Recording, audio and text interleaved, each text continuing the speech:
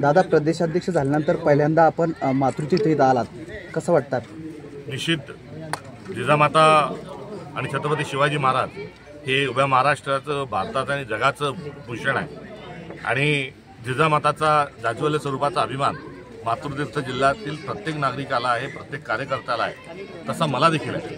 किंबहुना इतरांपेक्षा कणकभर सरक आणि जास्तीचा म्हटलं तरी चुकीचं ठरणार नाही, कारण सिंदखेड राजाशी माझी जी नाळजी आहे ती गेल्या 30 वर्षापासून जुळलेली आहे। या गावामध्ये कोणत्याही पक्षाचा कार्यकर्ता न राहता मी इथली सगळ्या लोकांना घेऊन चालण्याचा प्रयत्न केला आणि इथल्या सगळ्या लोकांनी देखील फार मला सहकार्य केलं। इथे जन्मोत्सव देखील अनेक दीर्घकाळ मला साजरा करण्याचं सौभाग्य मिळालं।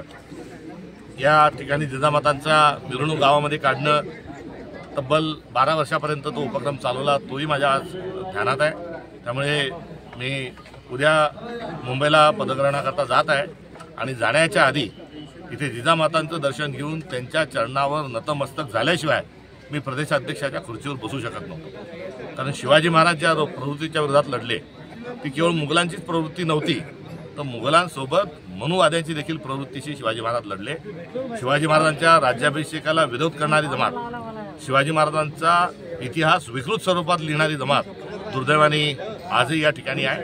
त्यामुळे या जमातीच्या विरोधात, या विचाराच्या विरोधात मी प्रदेशाध्यक्षांना त्यांनी एक लढा मोठा पुकारेल।